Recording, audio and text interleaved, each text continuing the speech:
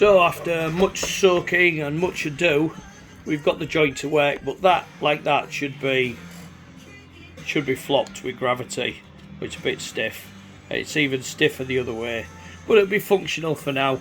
I think I probably needed to put a drill through those holes, make them a bit bigger. I cleaned the joint up, I've added a bit of spray grease, and we're just about to put the rest of the hub back together now. The Traxxas hub fitted like a dream, went on real easy. I used the Traxxas pin as opposed to the Remo Hobby one. It was a little bit longer, but I don't think that made a lot of difference. So that's gone through, secured it all. So we just need to get the rest of it back together now. So let's make this up as I go along here. So what we've got here is we need this end of the shaft, which will slide onto here, and then what you've got to do is wangle this onto here while you get this through here. So let's have a go at that. So that's done. I was telling you how these drive shaft slides, so the suspension moves obviously up and down, but this does the same action while it's stationary. You can see the CVDs slide up and down like this, as the suspension would move up and down. So we can get that going as well. Yeah, there you are, look, suspension. So that's how those work, and of course they're spinning at the same time to provide the drive. So I'm going to get this all bolted back together and get this onto the car, and then we can have a look at doing the front diff, I think. So not only do a standard metric 5mm drive shaft hub not fit the Remo, but the Remo hubs don't fit the Traxxas. So we're going to have to use a Traxxas hub because we're using a Traxxas arm. So it's all a steep learning curve. We'll just get this on. Let's just have a quick look, see if that'll slide on. In theory it should, but you never know, do you? Let's have a quick look. Oh, that's on. No bother, job done, job's a good one. So let's get on to that front diff. So that's all back together, it's the back end repaired.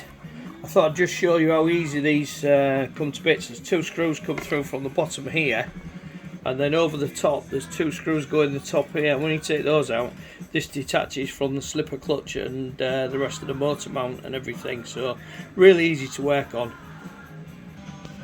So a little bit of a change of plan.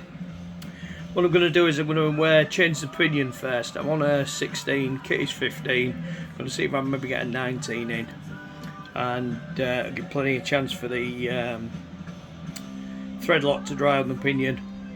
And then I think I'm going to do the front diff as planned.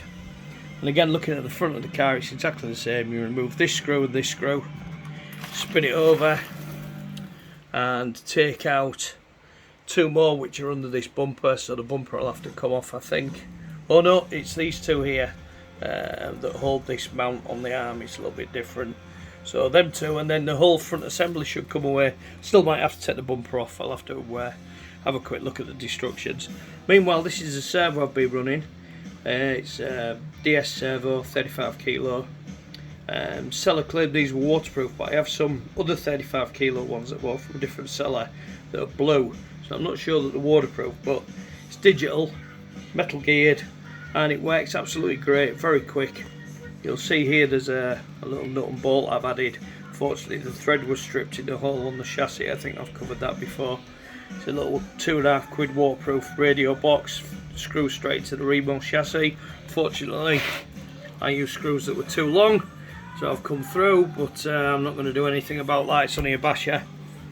And obviously the TS150 competition has performed admirably. It's not waterproof. We got a little bit damp yesterday, and we had no issues, so all is good. So let's get this motor out, get a bigger pinion on. So what you have to do is, there's a captive nut in here. This holds the motor and the motor plate in from a pivot point down here, and then the motor will come off. You can take this cover off if you want to, but I don't believe you have to, but I'll take it off and just show you inside.